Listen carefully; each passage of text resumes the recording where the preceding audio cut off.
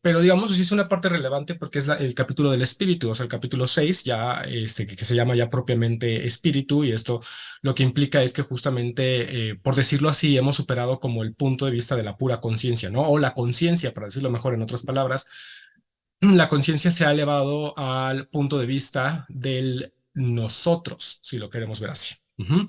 Es decir, ha salido de su punto de vista individual justamente para reconocerse como parte de una actividad, de una actividad, digamos, intersubjetiva, ¿no? De una sustancia, que es producida, a final de cuentas, en conjunto con otras conciencias o con otras, subjetividades, ¿no?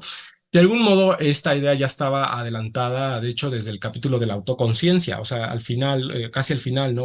O en medio, no me acuerdo, pero en algún punto Hegel dice que, justamente con la lucha a muerte entre las autoconciencias, se comienza o es el punto de partida justamente para llegar a la verdad del espíritu, que es la verdad que el yo es el nosotros y el nosotros es el yo.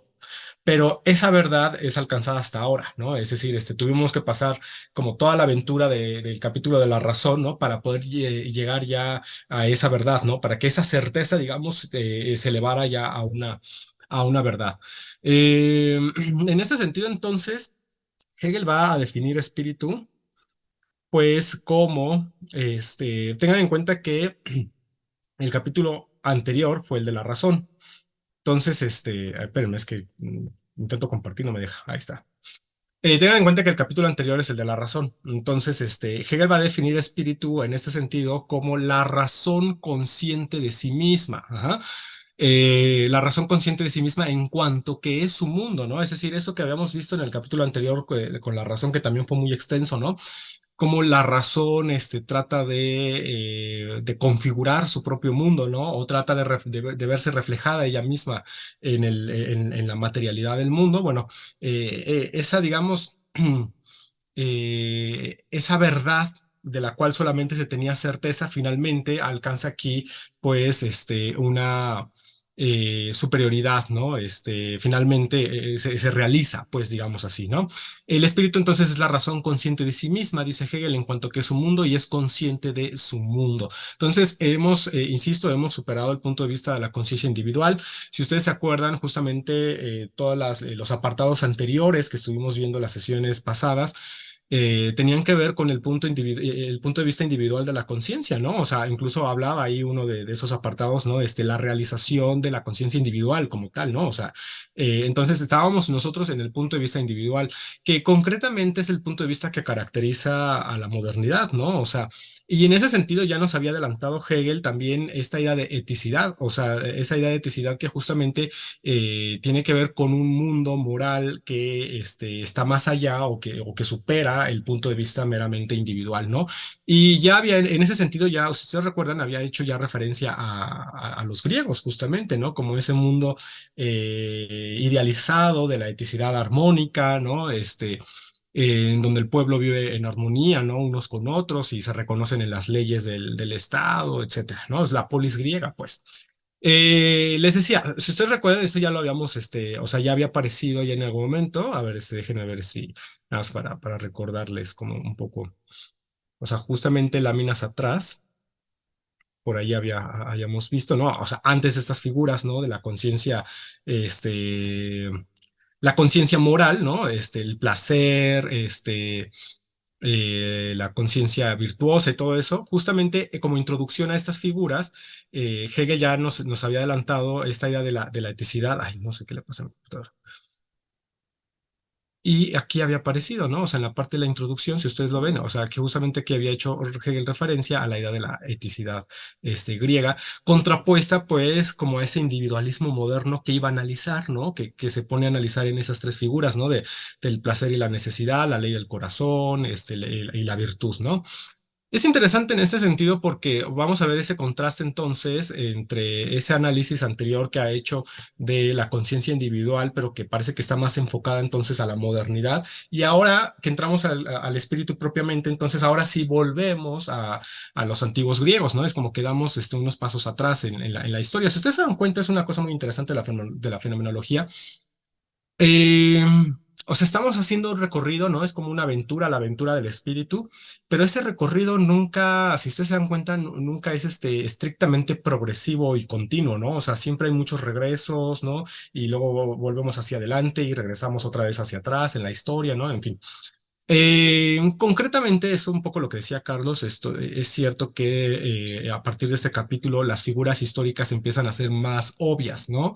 Es decir, en apartados anteriores podíamos más o menos intuir a qué época se estaba refiriendo Hegel, pero aquí ya es mucho más obvio que Hegel estará haciendo referencia a épocas históricas. Y comenzamos justamente con pues el primer momento que Hegel le llama el de la eticidad, que se vuelve, como veíamos hace rato, ¿no? Cuando ya había introducido Hegel a la polis griega, como esta polis idealizada, ¿no? De un tipo de vida idealizado, se vuelve en ese sentido como una suerte de ideal, ¿no? También, a final de cuentas, ¿no? Como ese tipo de vida armónico, y digo esto que se vuelve una suerte como de ideal en el sentido en el que lo habíamos dicho alguna vez, ¿no? O sea, esa idealización de la cultura griega en esta época de Hegel, sobre todo que viene mucho del romanticismo, pues habla más del romanticismo mismo que de hecho de los griegos, ¿no? Como tal. Porque estrictamente hablando, pues esta eticidad, este mundo de la eticidad va a ser de hecho un mundo desgarrado, ¿no? O sea, eso es lo que justamente Hegel va a analizar en esta primera parte de capítulo del espíritu. Entonces, este capítulo del espíritu también va a tener como una división tripartita, ¿no? Una primera parte que tendrá que ver con el mundo de la eticidad, haciendo referencia al mundo griego. Luego viene una segunda parte a ver, ¿cómo le llama? Este, no me acuerdo, pero bueno, tiene que ver con el derecho abstracto, en el cual estará haciendo referencia a Roma, concretamente, ya Mm, también lo mencionó Carlos, y finalmente el tercer apartado, que será la cultura, con lo cual estará haciendo referencia a la modernidad.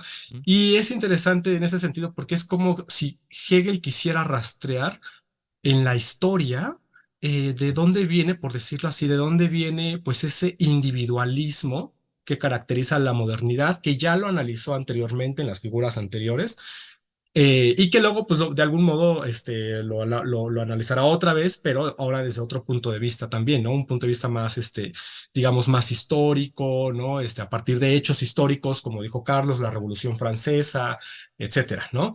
Eh, pero entonces, bueno, comencemos con este primer apartado, la eticidad. Entonces decíamos, el espíritu es la razón consciente de sí misma en cuanto que es su mundo y es consciente de su mundo. Es la efectiva realidad ética, dice Hegel, ¿no? O sea, en ese sentido, el espíritu es la efectiva realidad ética. ¿Y cuál es la efectiva realidad ética? Un pueblo, dice Hegel. Ajá. Un pueblo, es decir, el espíritu se particulariza en la vida ética de un pueblo. Ujú. En este sentido es que Hegel está haciendo referencia a este mundo de la eticidad. Esto es lo que él entiende por el mundo de la eticidad, es decir, cómo el espíritu entonces se hace efectivo éticamente en la vida de un pueblo. Entonces refiere al mundo griego, en donde la vida del pueblo se da en una relativa armonía, ¿no? Digamos relativa, entre comillas, pues los ciudadanos se reconocen en las leyes hasta cierto punto, ¿no? Por eso ahí hablamos de una relativa armonía. Pero puesto que la eticidad de la polis griega es inmediata, o sea, este tipo de vida armónico es un tipo de vida todavía inmediato, y ya sabemos que para Hegel la inmediatez siempre es problemática, pues esta inmediatez de la eticidad griega va a llevar pronto a una escisión. Ujú. ¿Dónde va a ver Hegel esta escisión o este desgarro del espíritu griego, ¿no? Es decir, un espíritu que relativamente parecía vivir en armonía. O sea, nosotros escuchamos mucho hablar, ¿no? De estos años, esta época dorada, ¿no? De Grecia y cómo se fue conformando la democracia y estas cosas, ¿no? Y sin embargo, se va a dar un desgarro, ¿no? Es decir, con todo el espíritu griego, el espíritu del pueblo griego es un espíritu desgarrado. El mundo griego es el mundo ético inmediato que se desgarra, dice Hegel, en el más acá y en el más allá. Desgarro causado por la misma acción, dice Hegel, o sea, no es un desgarro del pensamiento, no es un desgarro de la inteligencia, es un desgarro de la misma acción que se da por la misma acción de las conciencias o de las subjetividades. Ajá. Entonces está causado por la misma acción y que implica un disociarse de la conciencia en dos leyes, una ley humana y una ley divina. ¿Dónde va a ver Hegel concretamente esto? Ese es un aspecto muy interesante, porque donde Hegel ve este desgarro justamente, ¿no? Esta escisión del espíritu griego que relativamente vivía en armonía, donde Hegel ve este desgarro entre una ley humana versus una ley divina, es en la tragedia, y muy concretamente en la tragedia de Antígona.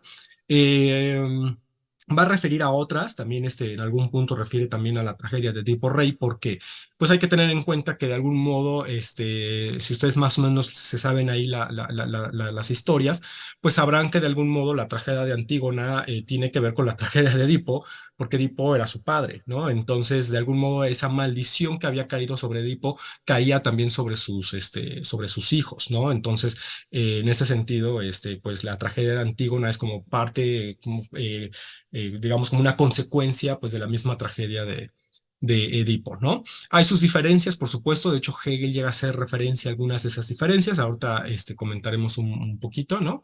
Pero bueno, concretamente entonces donde Hegel verá esta ruptura o este quiebre del espíritu griego que aparentemente vivía en una armonía, es en la tragedia de Antígona, ¿no? Bueno, de Edipo y Antígona, podemos decirlo así, ¿no? Y es interesante acá porque justamente lo que se va a jugar aquí de algún modo es una interpretación de Hegel de la tragedia de Antígona, al menos como fue planteada por Sófocles, ¿no? Que es la que Hegel está refiriendo, aunque por ahí luego hace referencia también a otras versiones, ¿no? No me acuerdo cuáles, pero es más directamente la de Sófocles. Y lo interesante acá también es que la lectura que ha hecho Hegel de Antígona, que no solamente la vamos a encontrar en la fenomenología del espíritu, sino que luego la va a repetir en la filosofía del derecho, la va a retomar en la estética, en fin, ¿no? Pero la primera vez que Hegel refiere a Antígona va a ser aquí, en la fenomenología del espíritu. Y les decía, es interesante y es importante porque es una lectura que se ha vuelto paradigmática en la historia de la filosofía y que en este sentido, pues ha sido la lectura que prácticamente se ha vuelto como el objetivo de crítica de muchos filósofos posteriores a Hegel, ¿no? Entonces, bueno, para eso pues tratemos de entender de qué va esta lectura que está haciendo Hegel, o sea, cómo es que Hegel está leyendo en la tragedia de Antígona este desgarro del espíritu griego, esta escisión en una ley humana versus una ley divina. Y ojo con con la lectura y la interpretación de Hegel, ¿no? Ahí ustedes me dirán qué tan de acuerdo pueden estar con Hegel o qué tan de acuerdo no. Pero no deja de ser interesante y no deja de ser una lectura paradigmática, ¿no? Bueno, ay, qué lástima, en verdad, que se enfermó. es que, es que es una parte que me gusta mucho y hasta me siento mal que esté así todo enfermo hablando de esto. Bueno, a grandes rasgos, la ley humana va a tener estas características. O sea, la ley humana se va a caracterizar por esto. La ley humana tiene que ver con la cosa pública, ajá, es decir, con lo común, ajá, y refiere entonces al etos presente. Al tener que ver con lo común, entonces digamos que la ley humana está representada por el Estado o el gobierno, ajá, y por lo tanto por el gobernante. Ujú. Y más concretamente, si hacemos una diferenciación sexual, la ley humana, dice Hegel, estaría representada por el varón. Ajá. Ojo, porque aquí es donde viene el desgarro. Esa es una lectura muy interesante, Hegel, ajá, que ha sido muy criticada también, pero no deja de ser interesante en este aspecto. Gran parte del desgarro entre ley humana y ley divina en el espíritu griego tiene que ver con digamos, una oposición irreconciliable entre el hombre y la mujer. Ujú. ¿Por qué? Porque la ley divina justamente va a tener estas características. La ley divina tiene que ver con la comunidad ética natural, esto es con la familia. Ajá, la ley divina es la que resguarda a la familia. Y muy concretamente, ¿quién es la que está a cargo de la familia? ¿Quién es la que está a cargo de la casa? La mujer. Ajá. O sea, aquí quiero aclarar nada más, lo bueno es que no hay mujeres aquí, pero quiero aclarar que no es mi postura, por supuesto, no es la lectura de Hegel, ¿no? O sea, Hegel está leyendo así. la Antígona, ajá. Entonces, bueno, la mujer es la que le corresponde el papel de salvaguardora, ¿no? Ay, no sé si lo dije bien, pero bueno, le corresponde salvaguardar, ¿no? A la familia, la casa, el hogar, por lo tanto, es la que le corresponde salvaguardar que se cumpla la ley divina.